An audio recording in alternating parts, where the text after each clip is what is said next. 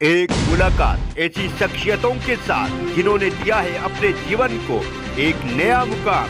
रूबरू कराएंगे ऐसी कुछ हस्तियों के साथ एक खास शख्सियत के साथ मुलाकात। जयदेव पटेल के साथ नंबर 1 इंडिया न्यूज पर रात।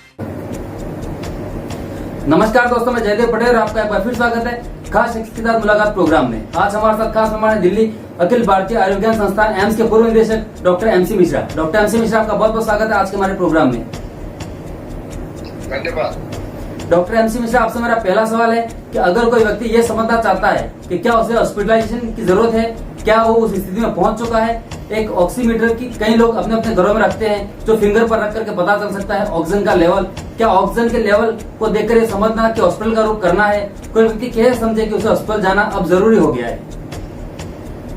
देखिए, अभी मैं एक अपने मित्र से बात कर रहा था, आपसे जब बात हो रही थी उससे जस्ट पहले जी। उनकी सिस्टर को कोविड हुआ है पिछले 9 दिन से जी। और फिर उन्होंने अपना सीटी स्कैन करवाया और सीटी स्कैन भी आपको 5वें 6ठे दिन कराना चाहिए जी। उनका बुखार ठीक हो गया है, लेकिन उनके लंग में जो निमोनिया है उसकी जो गंभीरता है वो 25 का स्कोर मानते हैं अभी ज्यादातर सीटी स्कैन में, तो वो उनका 20/25 है, तो वो गंभीर माना जाता है। उस अवस्था में मैंने उनको हॉस्पिटल में जाने की सलाह दी है। इसी प्रकार ये स्कोर मान लीजिए 9 है, 8 है, तो वो माइल्ड माना जाता है, उसमें आपको जाने की आवश्यकता नहीं है। और 9 से लेके और 16 तक भी आप घर पे अगर आपके पास ऑक्सीजन कंसंट्रेटर का इंतजाम हो गया है और या सिलेंडर का इंतजाम हो गया है, तो खाली ऑक्सीजन से 3 से 4 लीटर ऑक्सीजन प्रति मिनट देने से आपका काम घर पे चल जाएगा। लेकिन अगर इसकी सघनता बढ़ती है निमोनिया की, फिर हॉस्पिटल में जाने की आवश्यकता है, नहीं तो हॉस्पिटल में जाने की कोई आवश्यकता नहीं है। जी। डॉक्टर एमसी मिश्रा, आरटीपीसीआर के रिपोर्ट बड़े शहरों में 3 दिन और छोटी जगह पर तो हफ्ते भर तक नहीं आते हैं। ऐसे में लोगों को लग रहा है कि सिम्टम्स हैं और पॉजिटिव है, वो कौन सी दवाई है जो शुरू करनी चाहिए। क्या सचमुच कोई एक यूनिवर्सल लिस्ट है जो सबके लिए है? अगर आपको सिम्टम्स लग रहे हैं तो आप लेना शुरू कर सकते हैं, इस चीजों को देखा जाए तो। बिल्कुल, ये आपका बहुत महत्वपूर्ण प्रश्न है। अगर आपको लक्षण है तो उन लक्षणों को आप कोविड माने।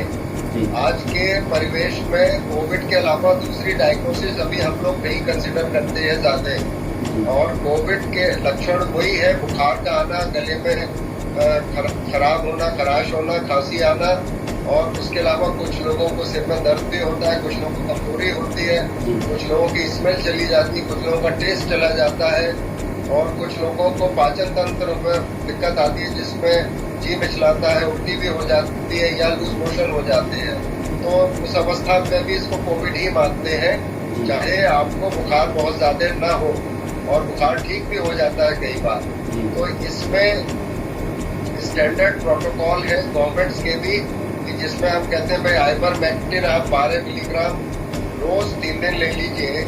डॉक्सीसाइक्लिन का एक कैप्सूल है, ये एंटीबायोटिक है, ये भी शुरू की अवस्था में थोड़ा बहुत काम करता है। तो 100 मिलीग्राम दिन में 2 बार 5 दिन के लिए।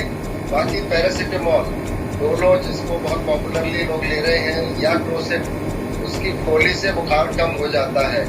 अगर उससे नहीं कम होता, बुखार ज्यादा होता है 103, 104, तो आप कोल्ड स्पंजिंग करिए घर में, हाथ पैरों पे गीले कपड़े से, रूम टेम्परेचर के गीले कपड़े से, और पंखे के नीचे लेट जाइए तो बुखार आधे घंटे में नीचे आ जाता है।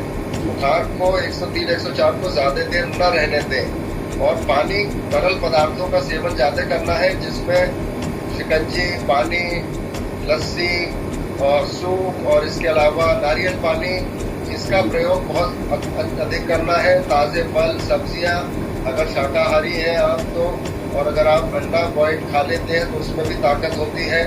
खिचड़ी, दही, इस तरह की चीजें लें तो आप ठीक हो जाएंगे। और फिर भी अगर आपको सांस में तकलीफ आती है 3, 4, 5वें दिन, तब आप सीटी स्कैन कराएं। आरटीपीसीआर देखने में ये आ रहा है कि एक तो रिपोर्ट टाइम से नहीं आ रही है उसकी, और कई बार सारे लक्षण होने के बाद भी रिपोर्ट नेगेटिव आ जाती है। उसका ये बिल्कुल मतलब नहीं होता कि आपको कोविड नहीं है। RT-PCR 30 से 40% लोगों में फॉल्स नेगेटिव जिसको हम कहते हैं कि आपको कोविड है लेकिन RT-PCR में नहीं दिखता है, तो उसको हम कोविड ही मानते हैं। इसीलिए कई बार CT स्कैन इसलिए भी कराना पड़ता है कि डायग्नोसिस फिर CT स्कैन में हो जाती है।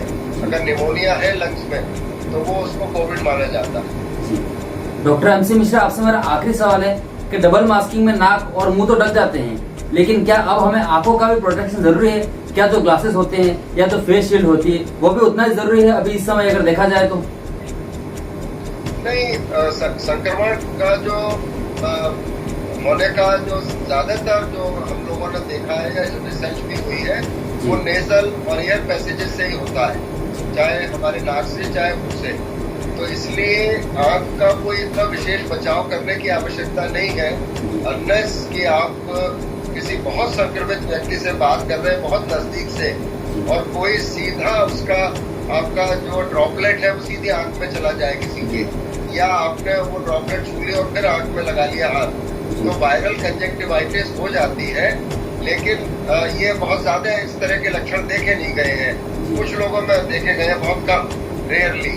तो इसलिए इतना परेशान होने की बात नहीं है। इसके जो संक्रमण होने का तरीका अभी भी by air into your nasal passages वही है। अच्छा, बंद कमरे में आप बात मत करिए, बंद कमरे में मास्क हमेशा पहनना है बिल्कुल भी, और जिस कमरे में संक्रमित व्यक्ति है वहां बिना मास्क लगाए नहीं जाना है, क्योंकि एयरबॉर्न जब हम कहते हैं तो उस कमरे की एयर पे वायरस पार्टिकल थोड़ी देर सस्पेंडेड रह सकते हैं, जो आप जब सांस अंदर करेंगे तो उसमें आपके नेजल पैचेस से चला जाता है वो और फिर संक्रमण कर देता है।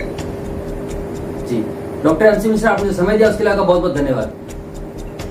धन्यवाद, नमस्कार, टेक केयर और कीप हेल्थी, कीप सेफ। जी।